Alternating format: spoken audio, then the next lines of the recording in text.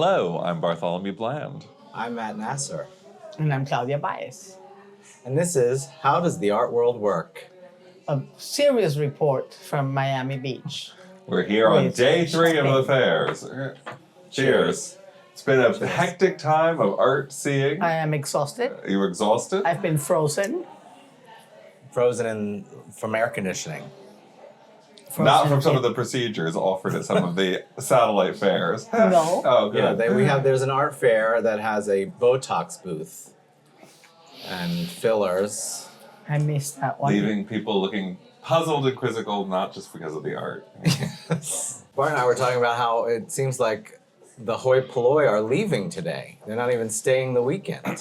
We are here Thursday. Last night I was at a dinner and anyone was leaving. So, of course, I said I was staying on until Sunday, until the bitter end. And is that because it's like the VIPs come in for the VIP openings, all the art gets gobbled up that is worth buying, and then the rest is for the great unwashed? Certainly the majority of sales, I think, occur in the first day or two of the fair. So, yes. But then, of course, during the weekend period, it becomes much more of a civic engagement, municipal... project with the galleries always called the Looky Loos. It was very crowded at the fair. You were at the fair this morning, I was at the fair. right? You could barely walk. That's very There's a interesting. million people walking up and down, taking pictures. Okay. Really crazy. So these are more of art lovers, the public. And people who want to publicize themselves on social media, as we do. I saw yesterday there was someone using a sculpture. The arm was outstretched. She hung her handbag on the edge of it just so she could get, clear to do her own Instagramming. The gallerist was not pleased. I can imagine. well, I'm sure the thing looked like a hanger. And she should have. It's called visualization of the psychotic dream. Yeah, why not? I mean, come on. It's a joke. There's lots of jokes. I was just realizing one thing that I do think is important that we should tell our public, which is investing on works on paper is not necessarily a very good investment. The paper actually deteriorates and it goes away eventually with time. And photography is a big problem there because they can, as we know, print different editions, different sizes. But I think something to look out for are Polaroids. Polaroids are one of a kind. Well, Polaroids are also making a comeback as all sort of retro mediums are. I've thought about doing a show for the last couple of years called The Nostalgia of the Future, looking at younger artists, by younger I mean under 40, and all using materials, whether it's Xerox machines or typewriters. I mean, how many studios do you have to go to in Brooklyn where you see, an old Underwood out there displayed, or slide projectors, or telephone machines. Xerox paper is going to deteriorate, no? Yes, but I mean, you can sort of mitigate that in conservation terms by using acid-free paper. So, I mean, if you look at an Ang drawing from the early 19th century, it's on paper, but he used very low acid paper, and so there's usually actually an ability to conserve works that aren't done on acidic paper. I think the danger comes with artists who use things like newsprint, and things that are not really sort of museum quality in their work, because that's much more likely to deteriorate. And if you are going to buy works on paper, don't skimp on the framing, because that is UV, museum glass, acid-free backing, whatever you're mounting on. Reversible glues, very important. All of that, don't skimp on the framing, and then it should last you. And then once you're dead, who cares? That's true. Your heirs will, when the piece is invariably declared to be extremely valuable. I know. Financially. You can't take it with you. Another thing that I've discovered walking in these art fairs, like around and around in circles, is that sometimes when you don't have a plan and when you're alone without anybody, you do find beautiful things. I did find a few things that I really liked. Because when you have this attitude, I have an attitude when I go to the art fair, like, oh, what is this? So I already come in with a little bit of chip on my shoulder. Yeah. But today I was just waiting around for a friend, and I had already been there, so I thought, oh, I'll just walk around. I had no agenda. And that helped me to see things. Also, when you're fresh and you haven't been at it for a couple of hours, that allows your eyes to sort of readjust to different elements that you might be looking for. I think also the expectations of different fairs. I mean, you can go to a lesser known fair and try to train your eye to see something. There might be a wide variety of artists. You think, oh, these aren't very good, these aren't very strong. But you can, sometimes find a gem a needle in the haystack that is really interesting. Absolutely. For a very reasonable price. We met a charming couple last night at dinner who are collectors, and they're not new collectors. They have a collection, but the gentleman was, we might have him on the podcast at some point, but the gentleman was talking about the aquas, the satellite fairs, the lesser fairs. I hate to say the Smaller lesser fairs. The smaller fairs, the Peripheral fairs. yes. By definition, satellites. They're Circling or Basel, yes. they're giving a younger collector an opportunity to get in on something on a level that they can afford. Not everyone can spend $10,000 on their first painting or their first piece of artwork that they want to collect. Well, it's also a question for younger collectors. I mean, I think that the best idea for a young collector is to collect people of their own generation so that they can sort of develop and mature with the artists that they're supporting and sort of follow people throughout their career. I think it is probably the most fruitful way to go about collecting. Now, Claudia, you do a fair amount of collecting yourself, don't you? I mean, you I do. Do you have an approach that you use, or is it more of the moment? I mean, how do you make your choices? It's a very good question, Bart. I see myself as somebody that finds things. I feel like I'm in a hunt, so if I find something that is the right price and it's like I have a place where I could put it and, it speaks to me. Well, it's then I go for the kill. I try to get it, but I have to talk to my husband about it. It's a negotiation. Family decision. Yes, negotiation always. Well, it's interesting you mentioned having a place to put it. Isn't that the definition of a real collector? When you move beyond, you filled up all your walls and you start going and storing it and putting it under the bed and stuffing them into the attic, but you have to keep going. That's happening to me. Is it? No, Yeah, I have paintings behind doors. Yeah, stacked up. I was thinking, I'm starting to collect for my granddaughter, for my grandson. I see something that would go in his room, something that would go in her room. I'm starting to do that and put that up behind the door. Have you ever considered not collecting contemporary art? Because I collect as well, but I don't collect contemporary art. I can collect 19th century American still life, which is small, so it's good for apartment dwelling, and also very, very moderately priced because the bottom has sort of fallen out of the market for that work. But I find it kind of a refreshing palate cleanser when you're looking at contemporary work all day, which is very exciting. But there's something very contemplative about looking at the past, and I feel very comforted by being around some of that older material. Yeah, the older is sometimes less expensive and more affordable, and it could be beautiful. But no, I go for everything. All just contemporary. I'm open. Yeah, but I like old also. And do you have subject matter that you particularly No, zero it's in? not narrowed. Nope, not at all. It's open to everything. What about you, Matt? Because you collect certainly all of your years as a curator, the things that have. It's definitely what you said. I collect of my generation. I collect friends. It's more about when I have a relationship with an artist. I love their work to begin with, or I grow to love their work, and then I say, oh, I like that one. Let's do a show, and maybe you could give me this one with a little discount. And that's how I've gotten my collection, because I believe in the actual person. It's very important to me to meet the artist. Well, that's where the sort of the line between tchotchkes and all the things that we all collect and have in our homes and art really blurs, because I have a collection of contemporary stuff and it's a real mishmash. There's some wonderful things in it. There's some not wonderful things in it.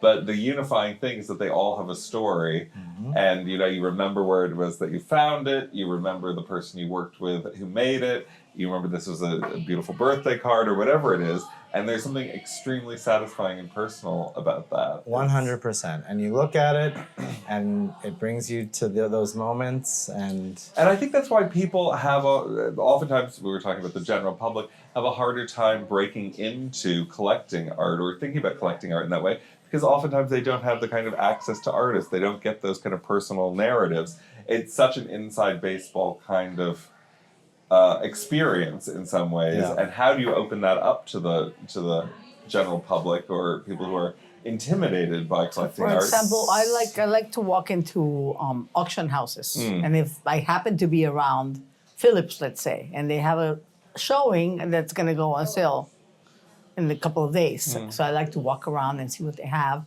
and discover things that are obscure that nobody saw them. Nobody even went in there to see them, and then I just bid on that, or I leave an absentee bid, and if they give it to me for that price, I get it. That's wonderful. So that's another way of doing it, so you don't have to be super paying a lot of money for something. right, you set your budget. Set your budget. It's like, I will pay this much for that, Kirchner or whatever, something I saw that I liked. And sometimes I get them. It's really fun when I do get them. Then there's like different galleries that are smaller. For example, there's a guy called Stephen Harvey who has a gallery in the Lower East Side. I like to go to this gallery because he has good eye and I like his taste and he loves figurative work and I do too. So one time he showed me this guy, Bob Thompson, and I almost bought it. And now Bob Thompson went up through the ceiling and I'm so upset that I didn't buy it. Yes, this is a Bob Thompson. I'm so upset that I didn't buy it. Same thing with like Stanley Whitney. I saw him when he was showing a team gallery and I liked it.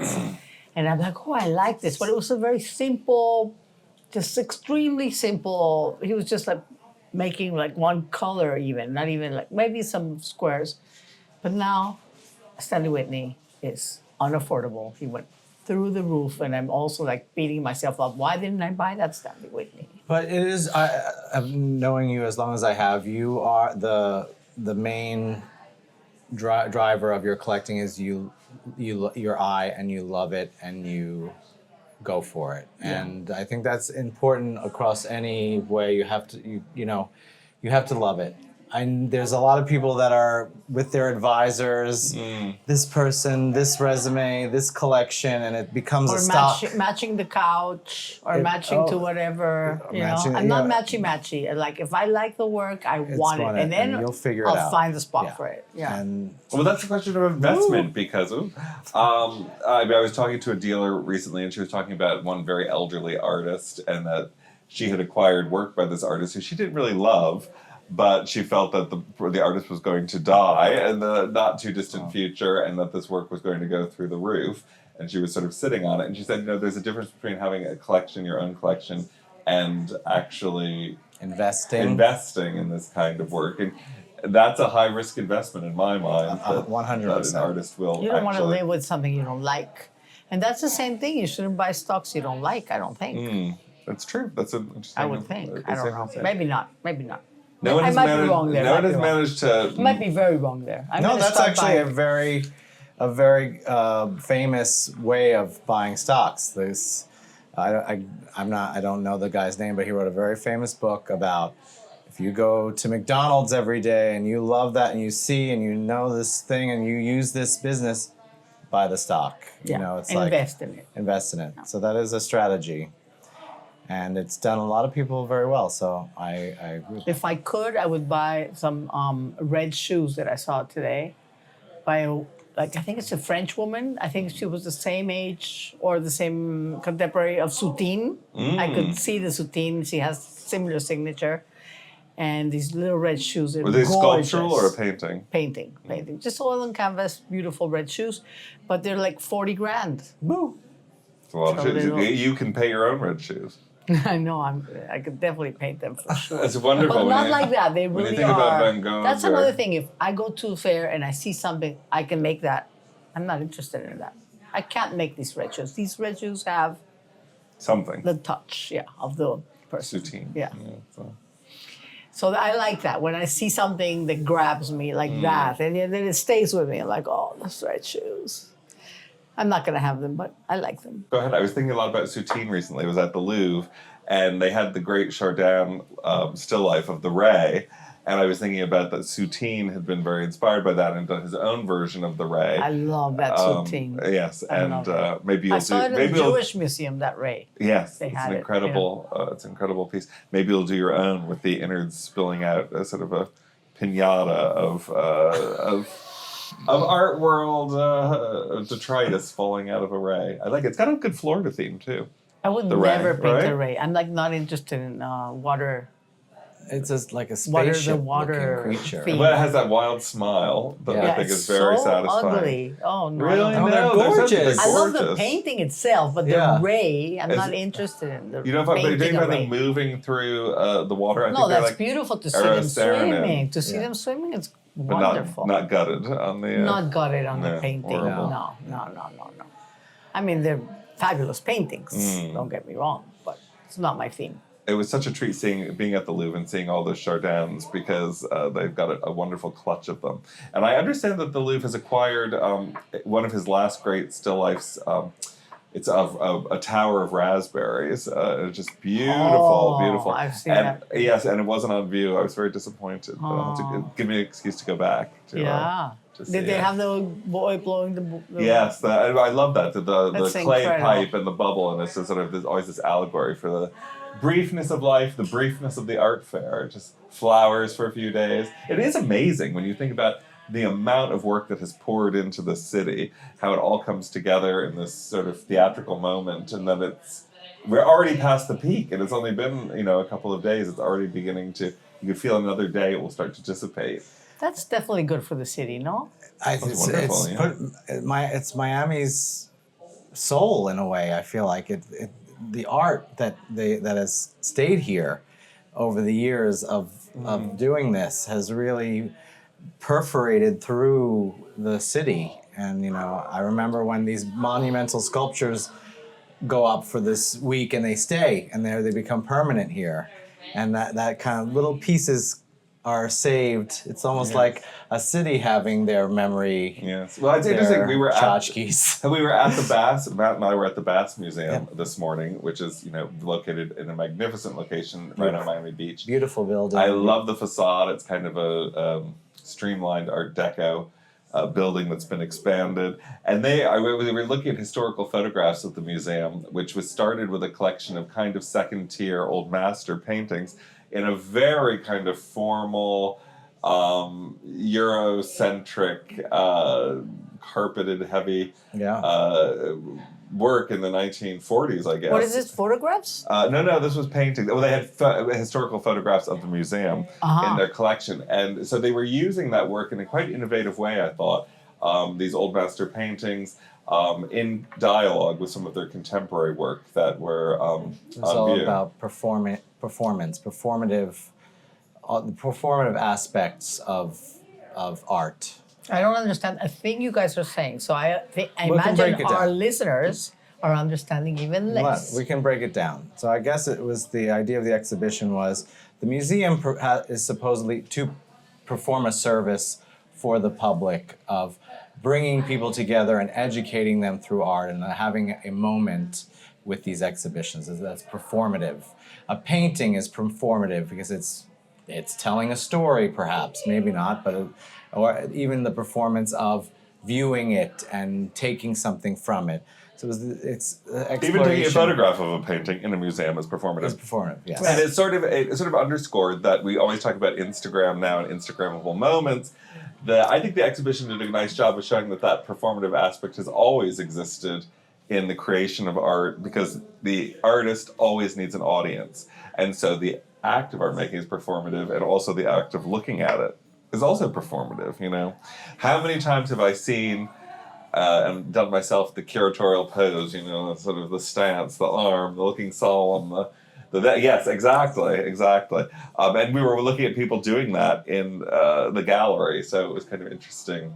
The performative, we had to put shoes on, booties on. That was a performance. Yes, to that walk was into an installation. The art collective Astro Vivid Focus, which happens to be represented in a show that our chandelier show that Lisa and I worked on, has a big solo exhibition right now at the Bass, and You have to wear shoes. You have to wear shoes. special shoes, and the entire theme of the I think of the exhibition is sort of a kind of a nostalgic look at club kids, the past, and why Everything I was see what- better. in the 80s. In the 80s. That was sort of the, I think so.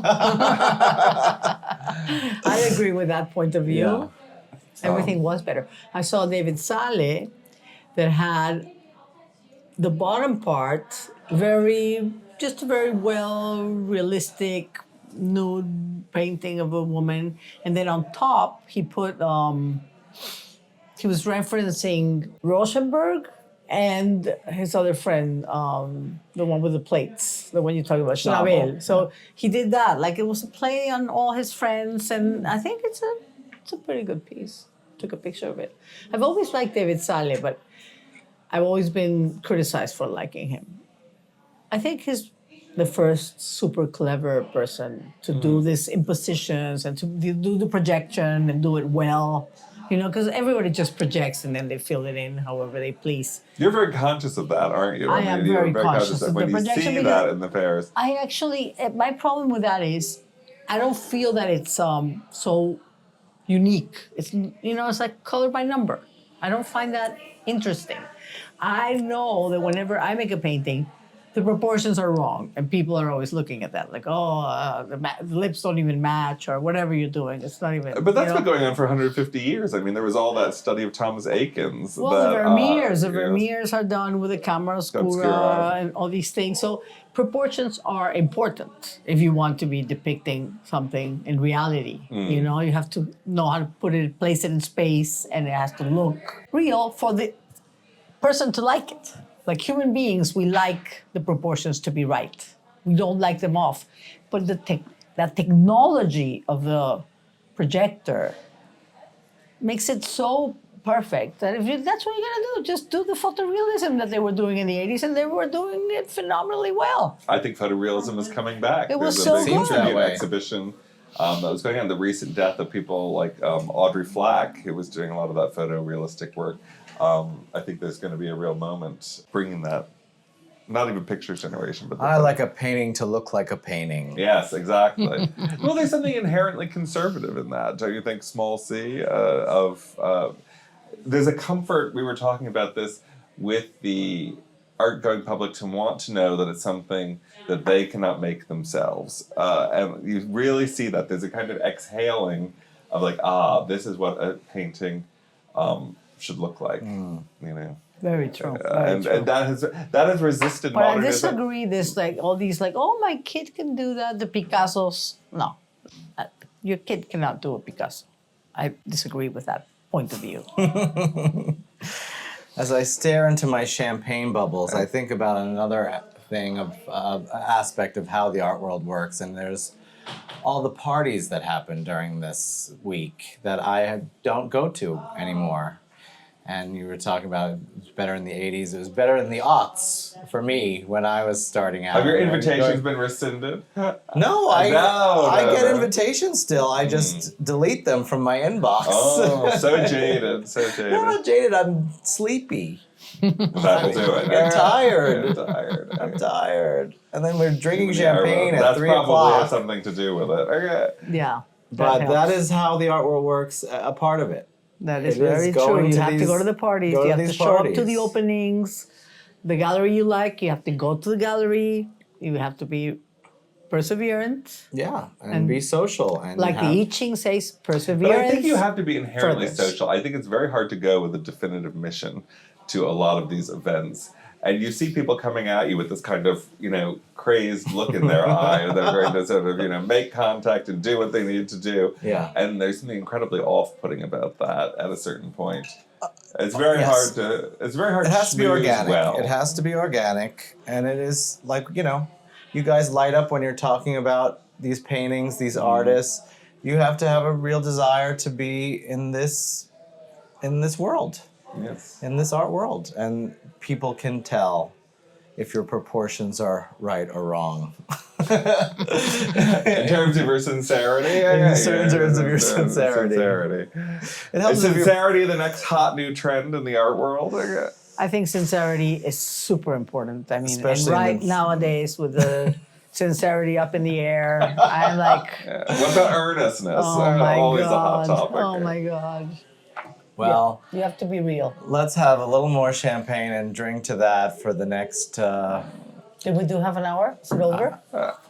I'm Claudia Bias. Bartholomew Bland. Matt Nasser. And this is How the Art World Works. How does the art world work? There we go.